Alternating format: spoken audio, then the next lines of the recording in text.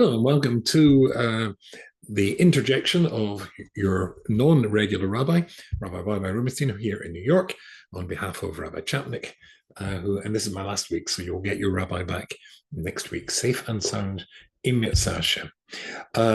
This week's parsha is the parsha of Shoftim, the appointment of judges, law courts, officers to enforce the rulings of the judges, and it is critical to remember where it says in Pirkei Avot.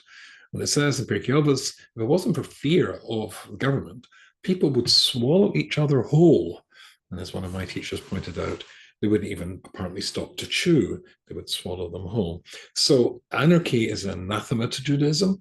We expect, the Torah demands, a system, a judicial system, but more than that, it has to be one that's fair. So at the beginning of the parsha, it says, Shoftim v'shotrim titan l'cho. Judges and officers you will appoint for you. Now, the interesting thing is that the word l'cho is in the singular, and it's talking to you. It's very often the case that people want judges to judge other people. But if they're standing in front of them, then, of course, they expect maybe different types of opinions, especially if I'm rich and famous.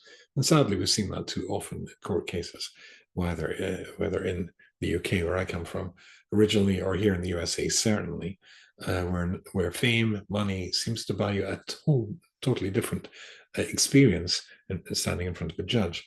But more than that, the idea, some which we see so often today, of trying to get a court case heard in a jurisdiction where you're sure that the judge is a Democrat or Republican and therefore would give you a favorable decision because that suits your particular political agenda or the philosophy that underlies it, then that itself, again, is anathema to Judaism.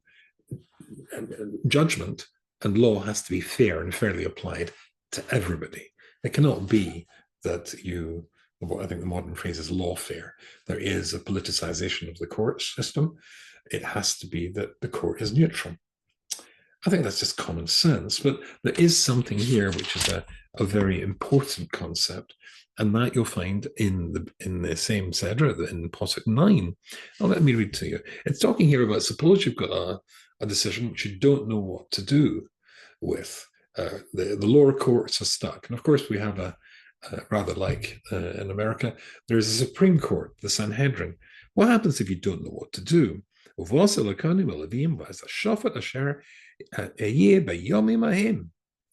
And you will take it to the ultimate Sanhedrin and the judges.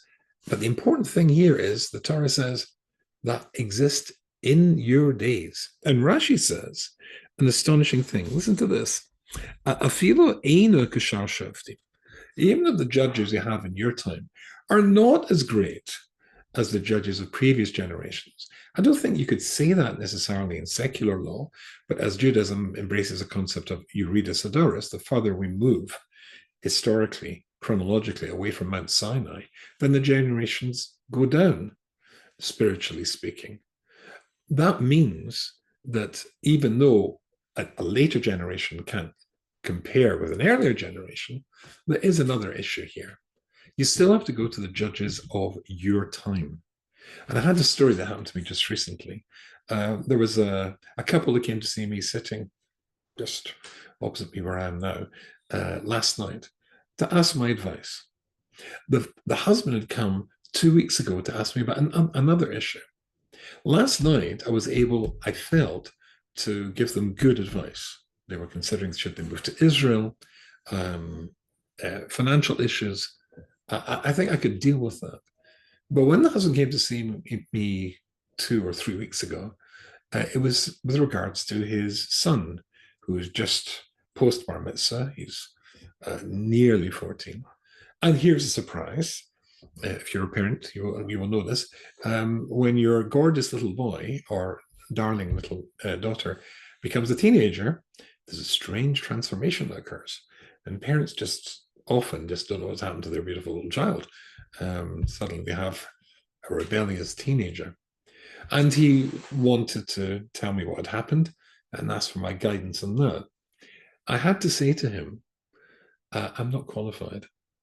I come from a different generation, and I also come from a different culture where educational standards, disciplinary standards We're totally different. What I said I can advise you to do is go to a Rebbe, a teacher, a mechanech in the area which I live in New York with a good reputation, who's used to dealing with teenage boys just after bar mitzvah, when so often they go through this sort of rebellious stage, and ask him what is the appropriate response dealing with an American young man in the year 2024 in today's world, because my world was a different world. That's the point that's being made here. None of us should ever turn to ourselves for advice because we're far too unable to see ourselves objectively. We must seek other people to make judgments about our situation that we can listen to and assess. But those people have to be appropriate to our situation. And it's obviously the responsibility of a judge to be able to say, I can help here, or it's time to look for somebody else, or this is outside my area. My bailiwick is the nice, interesting word. My area of expertise or experience. You've got to go to the judges in your time. And even if historically we can't compare to Moses or to Rashi or to the Ramban, that's not the point. None of these greats would be able to be useful to you in your time because they don't know your time, they don't know your culture. You need somebody who gets you, who understands you.